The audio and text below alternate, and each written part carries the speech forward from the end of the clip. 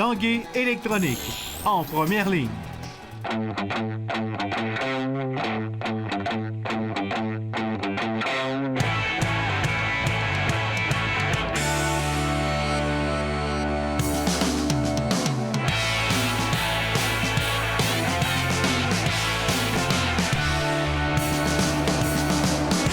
À tous, bon mercredi, bienvenue à l'Esprit sportif. Dans l'émission, un peu plus tard, on parlera de taekwondo. On rencontre certains de nos athlètes de Québec qui ont très bien fait lors des récents championnats canadiens qui se déroulaient à Montréal au cours de la dernière fin de semaine. Mais d'abord, on parle ski acrobatique. En fin de semaine, un gros rendez-vous ici au club de ski Le Relais avec la présentation des championnats canadiens juniors.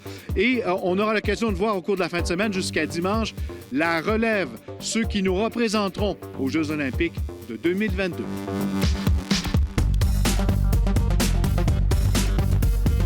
Le club de ski acrobatique Lac-Beauport et Haut des championnats nationaux juniors, c'est gros comme événement. Bien, on veut le faire gros parce qu'on veut que les jeunes qui viennent ici, qui viennent de l'Alberta, Colombie-Britannique, l'Ontario, un peu partout, ils arrivent ici et ils se sentent comme si c'était un événement majeur. On veut pas juste que ce soit une compétition comme les autres, mais on veut que ce soit comme une Coupe du monde, un championnat du monde, les Jeux olympiques un peu, tu sais. On a mis des tentes VIP, des tentes pour les athlètes. On voit pas ça dans des compétitions normales. On voulait vraiment qu'ils se sentent spécial. Je pense qu'à première vue, là, ça fonctionne parce que les jeunes sont vraiment impressionnés du setup qu'on a ici au centre de ski de Relais. C'est la relève. Des jeunes ici qui vont participer à l'événement, ils seront peut-être en 2022 des athlètes qui représenteront le Canada.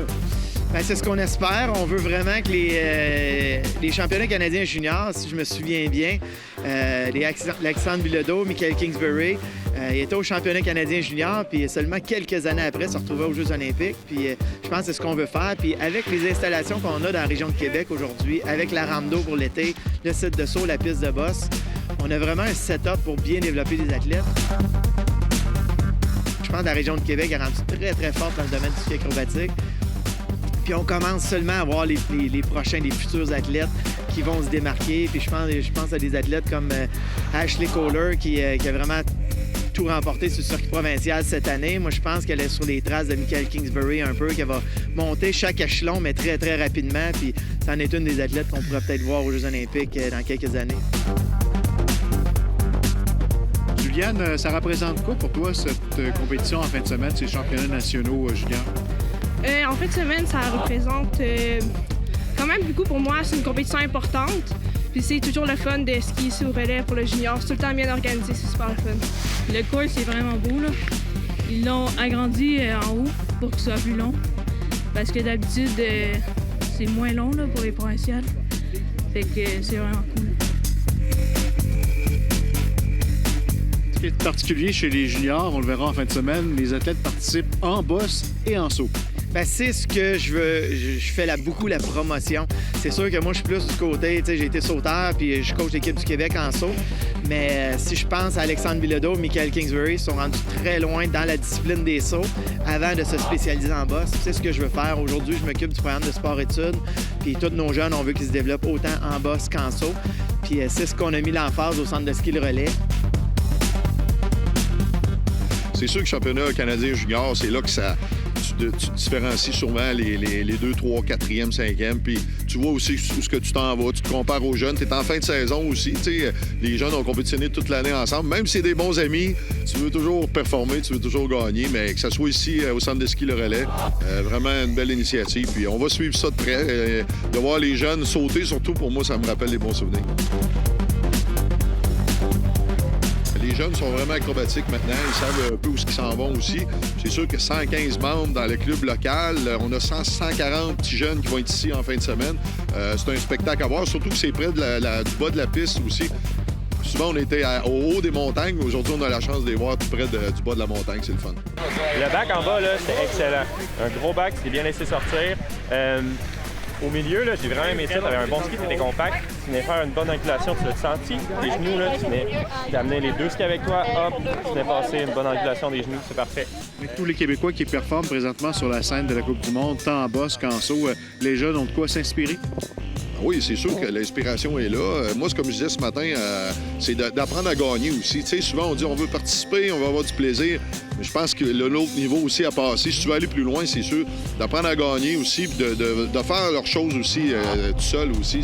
Souvent, ce que je vois, c'est qu'ils compétitionnent contre les autres, essaient de battre le voisin, essaient de battre l'autre compétiteur. Mais le ski acrobatique, c'est un sport individuel. Il faut que tu fasses ton meilleur possible. Puis c'est ça qu'on va essayer de leur transmettre en fin de semaine ici. Ça ressemble à quoi comme programme de la fin de semaine? Ben, c'est ça. Vendredi, c'est les bosses enceintes. Samedi, c'est les bosses en duel. Puis on fait une cérémonie avec les anciens du Canadian Air Force aussi, avec Jean-Luc Brassard va être ici, puis Alexandre Rousseau, toute la gang. Fait que ça va être super le fun. Puis on veut que ça motive les jeunes aussi. Puis que les jeunes regardent ça, ce brochette d'athlètes-là qui ont eu, on va nommer tous les succès. Puis on veut que les jeunes disent un jour, moi aussi, je vais être là en avant, avoir des éloges comme ça. Puis ça va se terminer dimanche avec la discipline des sauts. Alors, on a boss en simple, boss en duel et les sauts. Ça fait une super belle compétition. Merci. Bon week-end de ski acrobatique. Bien, merci beaucoup.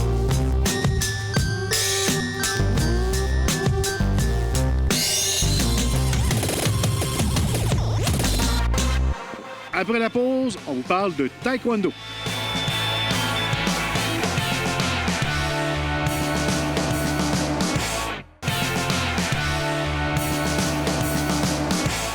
Les taekwondoïstes Maxime Potvin et Vincent Gourdeau ont participé au cours de la dernière fin de semaine au championnat canadien de taekwondo.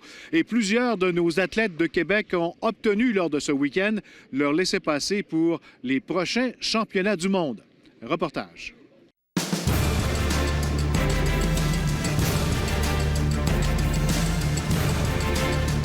Maxime, gros week-end en fin de semaine en taekwondo au centre Claude Robillard à Montréal. C'était une compétition importante pour toi. C'était la compétition pour la sélection en vue des prochains championnats du monde. Et ça s'est bien déroulé pour toi. Oui, effectivement. Dans le fond, c'était une chance pour moi de participer à mes 5e championnats du monde. Et puis, j'ai relevé le défi. Dans le fond, ça a bien été. Nouvelle catégorie pour moi aussi, là, chez les moins de 80 kilos. Auparavant, mon dernier championnat canadien, je l'avais effectué chez les moins de 68. Donc, il y a quand même un gap de 12 kilos. Puis, je pense que j'ai fait une bonne transition là, à ce niveau-là.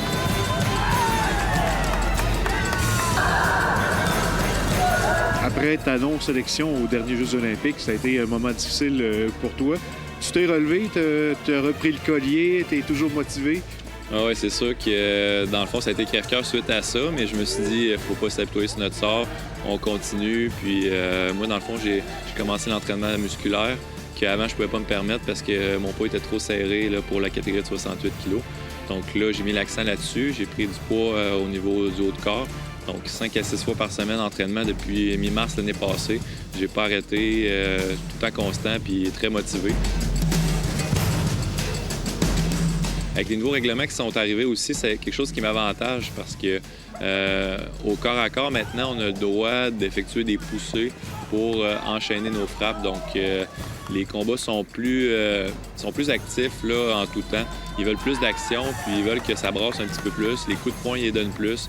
Donc, c'est des choses qui ont fait en sorte que ça m'avantage en quelque sorte d'avoir monté de catégorie de poids. Là. 80 kilos, c'est un nouveau défi pour moi. J'ai des adversaires au niveau mondial que je veux affronter.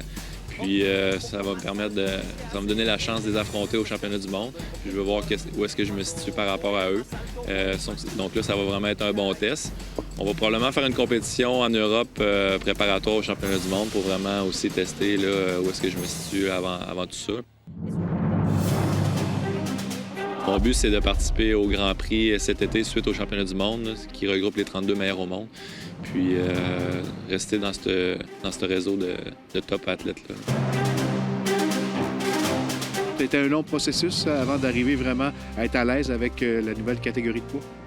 C'est sûr que m'entraîner avec Vincent Gourdeau, qui est plus pesant que moi, il a 7 kilos de plus. Dans le fond, ça m'aide beaucoup parce que j'affronte pas des adversaires de ce poids-là en compétition. Donc, surtout quand on effectue des exercices de pousser dans les boucliers, la personne normalement se déplace ou en combat. Si la personne ne bouge pas beaucoup, moi, je suis habitué de mettre telle force. Fait que quand j'arrive avec des personnes du même poids que moi, je mets la même force. Et les personnes, dans le fond, ils vont reculer beaucoup plus. Vu que je suis plus lourd que lui, ça permet de pratiquer sa force de frappe, on va dire, ouvrir la machine à son maximum comme il veut.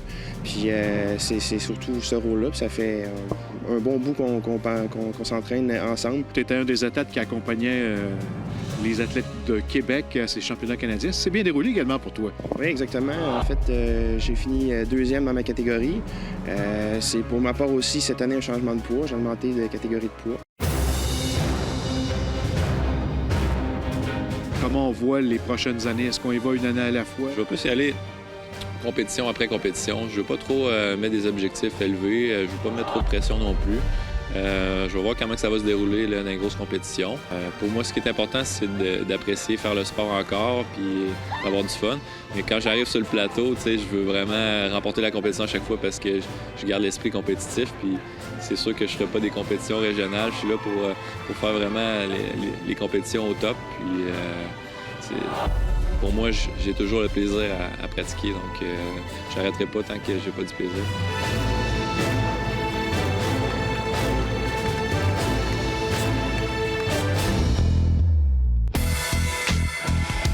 Au baseball, le Québécois Jonathan Malo a frappé 2 coups sûrs et produit 2 points face aux Blue Jays de Toronto mardi dans une victoire de 7-1 de l'équipe canadienne devant participer plus tard cette semaine à la Classique mondiale de baseball.